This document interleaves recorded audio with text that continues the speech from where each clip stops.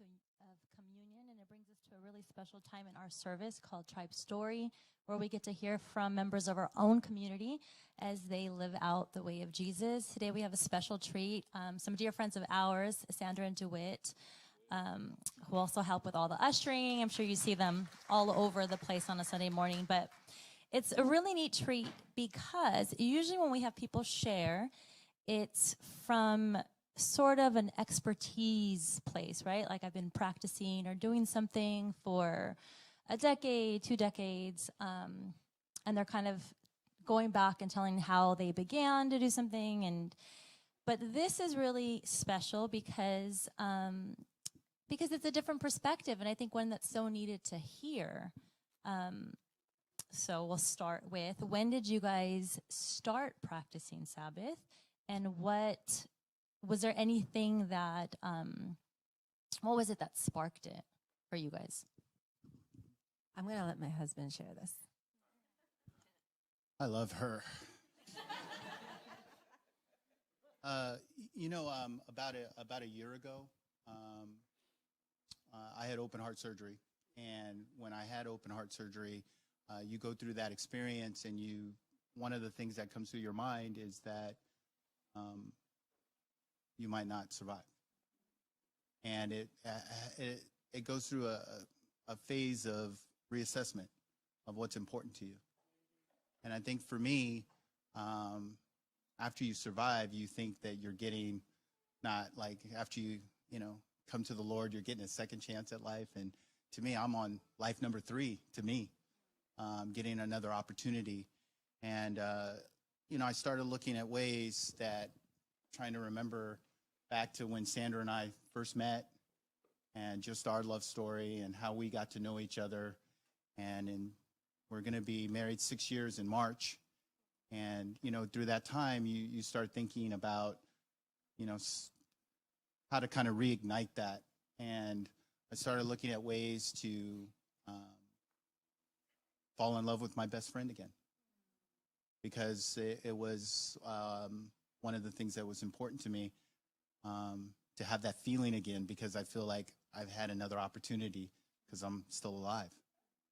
And I asked some friends, we moved here from Los Angeles, so I had some still close friends that, I'm really tight with there. And I asked them a few things that they were doing. They gave me some suggestions.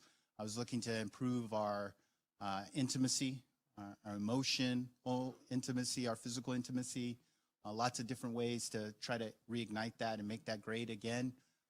Go back to when we were at the beginning.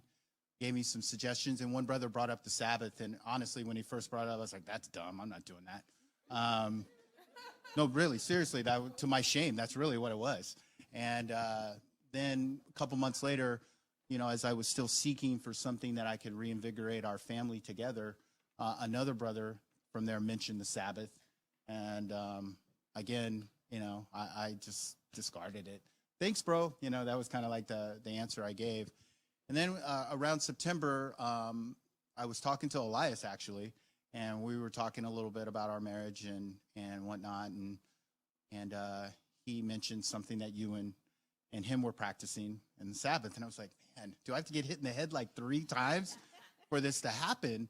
And, I started looking into it, studying it out a little bit, and I kind of brought it up with our family. I brought it up with Sandra, and we talked a little bit about it. And since about mid-October, we've been practicing the Sabbath. And again, it's the hopes of just having a great connection time with my family, and most importantly, my wife.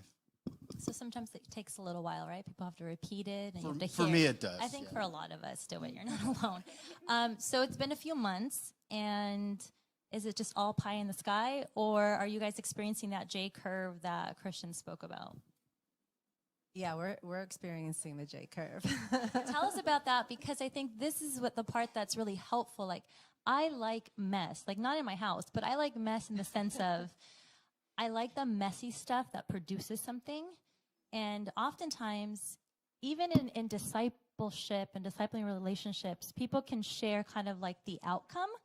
Like, hey, well, I did this, and look at where I'm at now, and imitate me, follow me as I follow Jesus. And it all sounds really great and inspirational, but sometimes what's missing is that in-between part. the practical, messy, what did it look like? How many times did you fall on your face? Like, did you hate it? Did it hurt?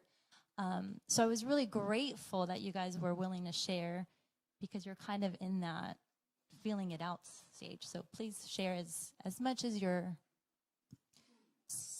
So my challenge is the Sabbath creates rest, and it's great, but it also creates anxiety in me and stress.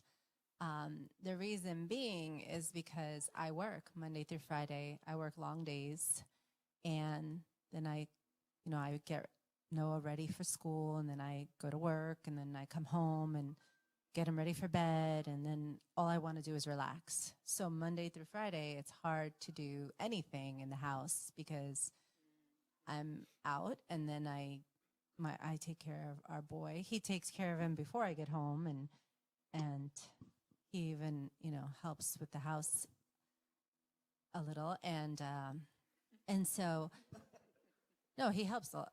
I mean, he does a lot of stuff, but I mean, I feel like it's my responsibility. The house is my responsibility. And on the weekend, all I think about is I need to clean the house. I need to clean the house. I need to clean the house.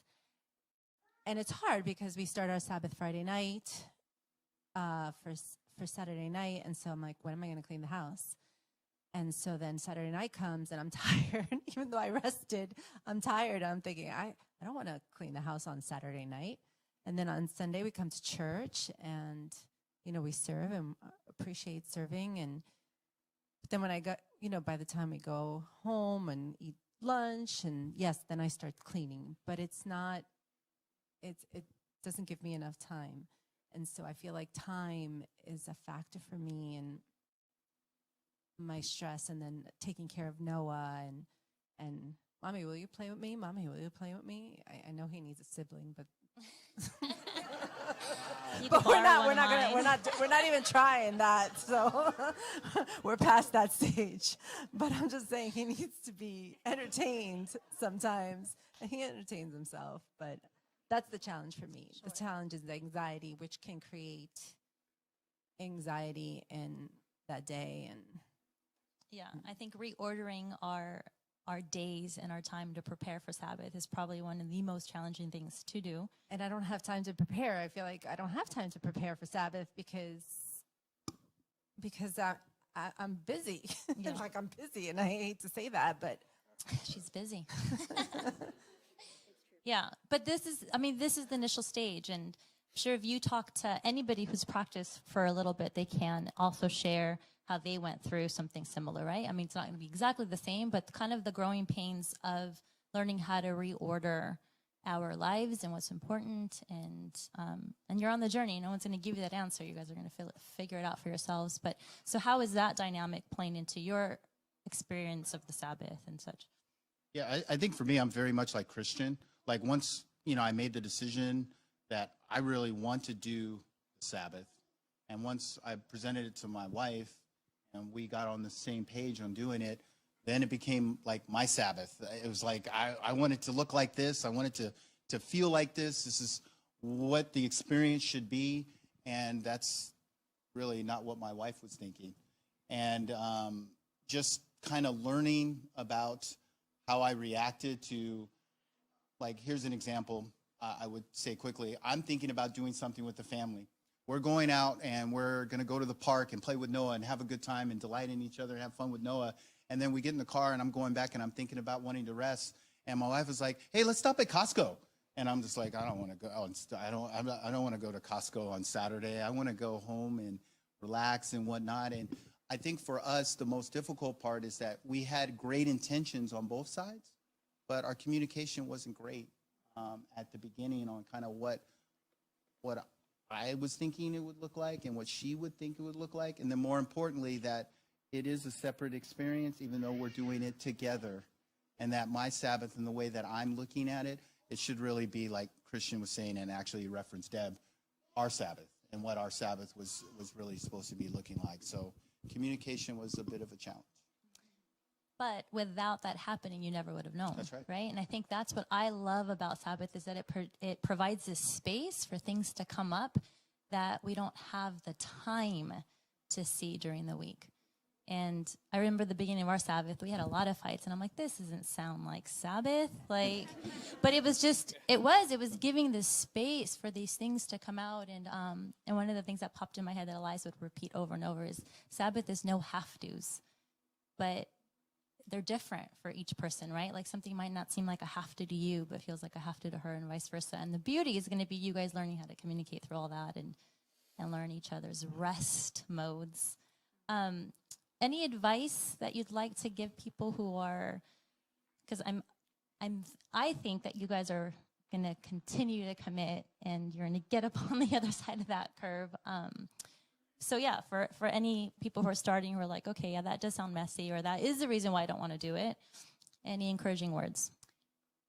For me, I think is to give yourself some grace, and just know that it's not going to be done perfectly in the beginning, and to just keep at it, because I figured and I appreciated, okay, maybe my Sabbath is just going to be Friday night and Saturday morning, and then maybe I'm not going to be perfect at it and commit throughout the entire day right now at this point in my life,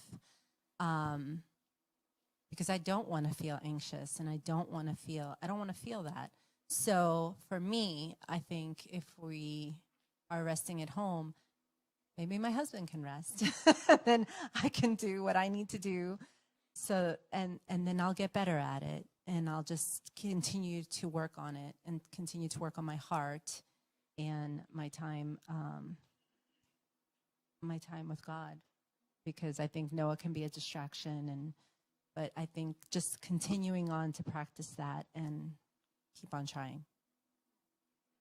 Yeah, and I appreciate my wife's words. It's definitely something that you really have to think through with your heart. My advice to everyone would be, don't shy away from doing the Sabbath because it's difficult or it gets messy. I'm much like Rachel. I like the messy stuff. If there's any issue, I want to talk about it like right then. I don't have any. That sometimes does cause challenges. But I enjoy the messy stuff too, because when something is not easy, what comes from that is great. And I think when you look at it, there are people who look at it and say, well, that's going to be really hard. Well, if it was easy, everybody would do it. That's what makes our life different, and it makes our life impactful, is because we're doing something that is hard, and that it requires commitment and discipline and inspiration and passion. It requires all those things to be able to get to the next point.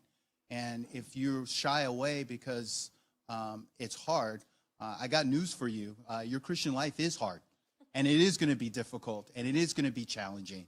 Preach but what it. comes from it, I'm sorry. No, it's good. I